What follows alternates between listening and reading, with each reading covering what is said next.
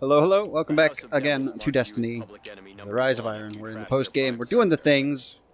All of the things. House of Devils. Hosts of Devils, yes. So last time I kind of hinted towards Sepiks being a thing. Well, he's a thing, and we're gonna go kill him again. He's a thing again. We didn't really destroy Siva or Sepiks Prime, but I mean, I'm sure we did damage. Yeah, we did something. So hey, you remember the Devil's Pit, or whatever it was? The Devil's Lair, that's the one. Thanks, Shiro. What a pal. Yeah, we're doing that again, except this time different. Siva has now infected everything. And, The Hive are still holding ground. we're also doing this a little differently. You see there's a little timer and a thing down at the bottom of the right. I sure did notice that. Yeah. Say hello to the mechanics of Nightfall. So, yes. Nightfall in Destiny 1 had a few iterations. This one is, as far as I'm aware, the final one that came out with Rise of Iron, where it's both time and you get a score for things you do. Nightfall is it's theoretically a very difficult version of the strike you're doing. Of course, that changes with how good people are. But in this case, my people are very good. I got Random Ninja, and I've got one of his friends along with me on this ride. So we've got time and trusted honored goons. Yeah. Just a party of goons. Just fucking sweaty goons all over the place. We're tripping over them. Yes. So, yeah.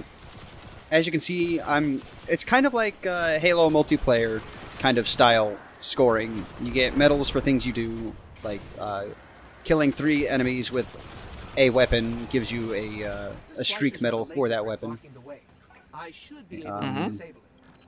In the grand scheme of things, the score really doesn't matter unless you have like bounties for Nightfall. So it's gonna be popping up all over the place, but it's kind of just ignore it. We certainly did while we were doing this. I was gonna say, I wonder why they removed this.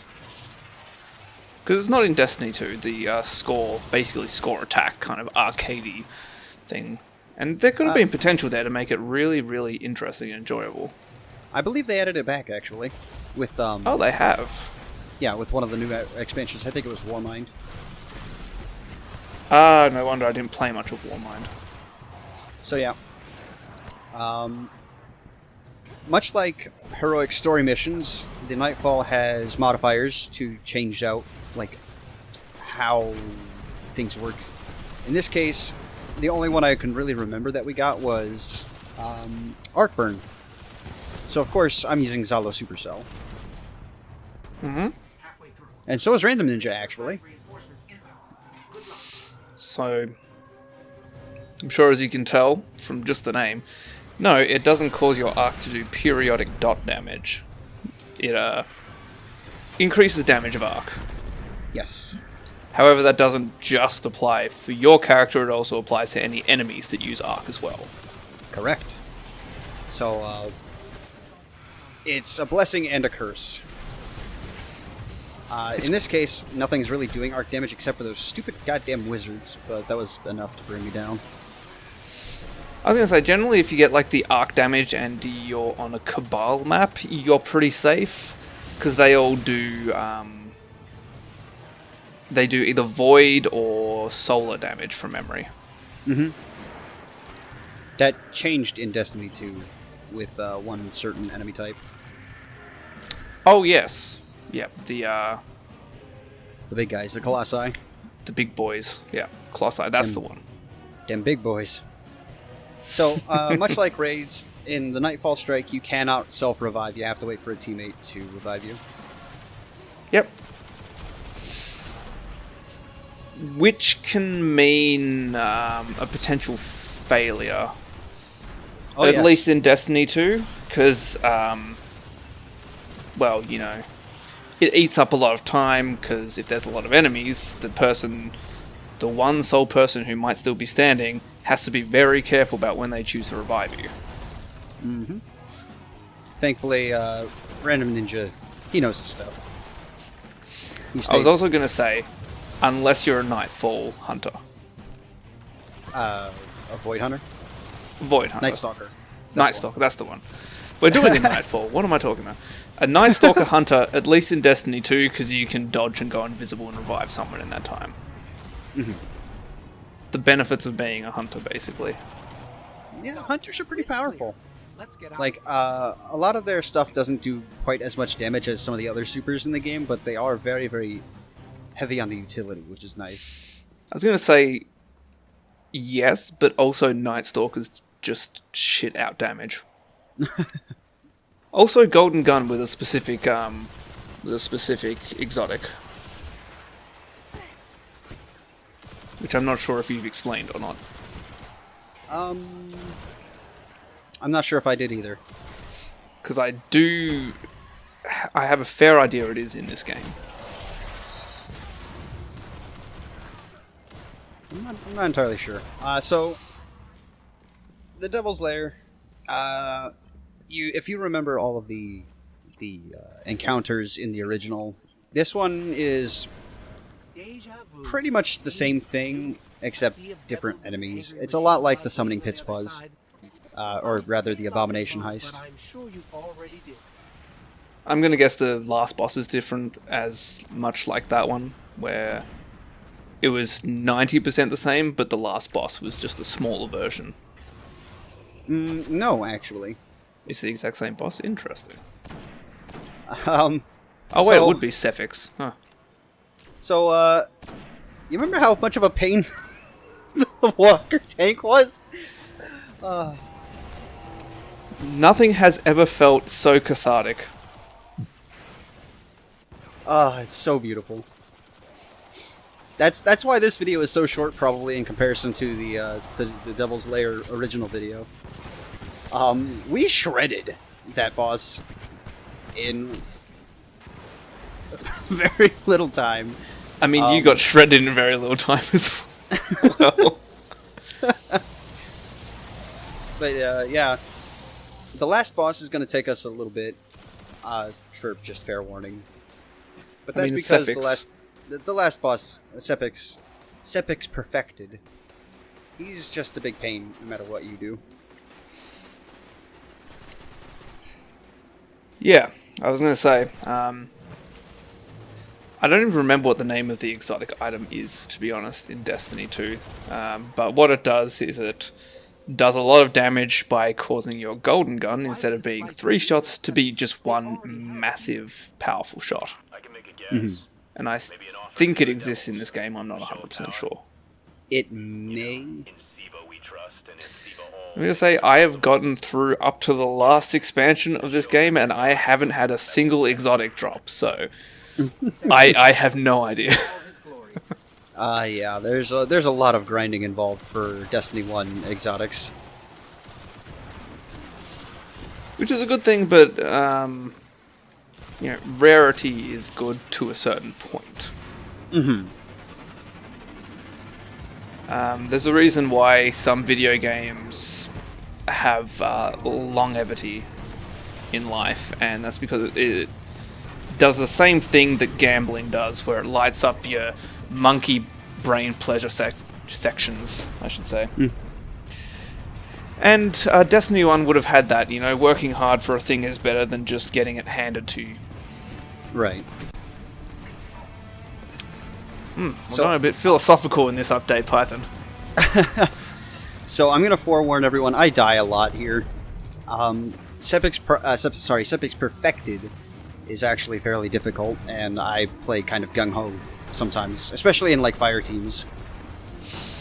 I was going to say, you should be like me, Python, and just call it Sepiks, because then you're technically correct, and you won't call it Sepiks Prime by accident. So, I do actually want to call attention to the soundtrack for this fight. It might actually sound familiar to you, except it's different. Yeah, it's very... I don't like rocky, but like kind of veering towards metal. I don't really like...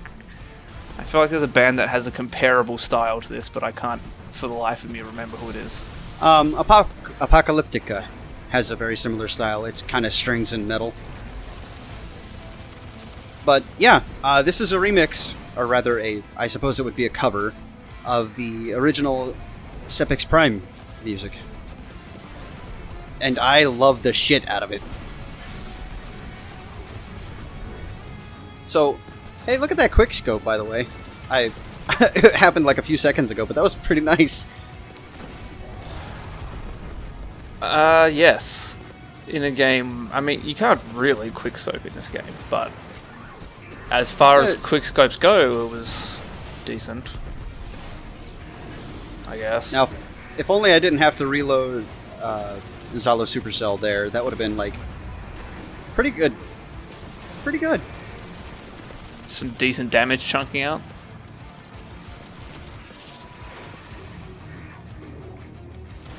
So yeah, you might have noticed that Sepiks gets a shield when you do enough damage, and of course it's colored, which means match the colors, kill the thing.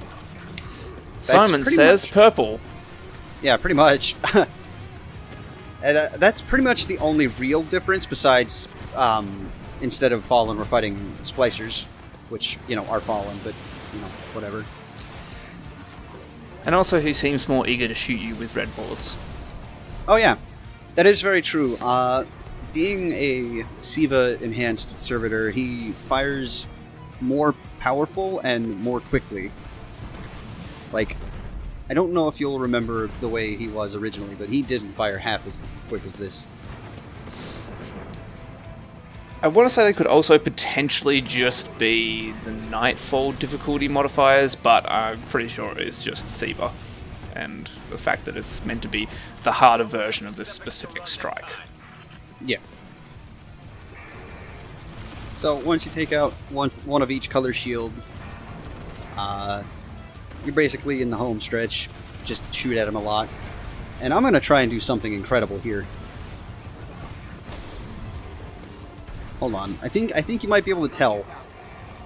I think I can tell what you're going to do. Just give it a moment. Also, I was going to say, music is more like melodic metal, I would call it. No! Thwarted. I was so sad. I had perfectly aimed that Fist of Havoc, and Sepiks is like, no, get the fuck off me, dude. Oh, he did that? I thought they just put like an invisible wall so you couldn't do that to him. No, you can't really land on like enemies, which I knew that at the time, but I wanted to see if I could do it.